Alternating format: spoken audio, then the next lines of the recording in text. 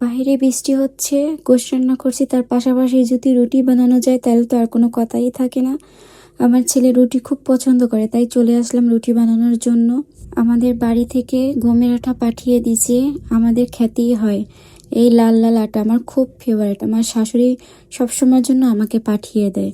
আমার শাশুড়ি জানে যে আমি গমের আটা খুব পছন্দ করি, তাই সে পাঠিয়ে দেয়। গরুর গোশ পাঠিয়ে দিয়েছে, গমের আটা, অনেক কিছু পাঠিয়ে দিয়েছে, 2-3 বস্তা পেঁয়াজ, অনেক কিছু পাঠিয়ে দিয়েছে। যতদূর পাঠানো সম্ভব ততদূর পাঠিয়ে দিয়েছে।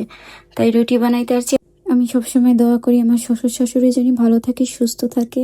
আমার শ্বশুর শাশুড়ি যথেষ্ট পরিমাণ ভালো, খুব ভালোবাসে। আমি আবার খুব কফি লাভার, কফি না খেলে তো আমার হয়ই না। কফি আমার খুবই পছন্দ, তাই চিন্তা করলাম আজকে রেস্টুরেন্ট স্টাইলে কফি বানাবো। আমার এই মেশিনটা দিয়ে আমি যেভাবে কফি বানাইতে চাই সেভাবেই ঠিক কফি হয়।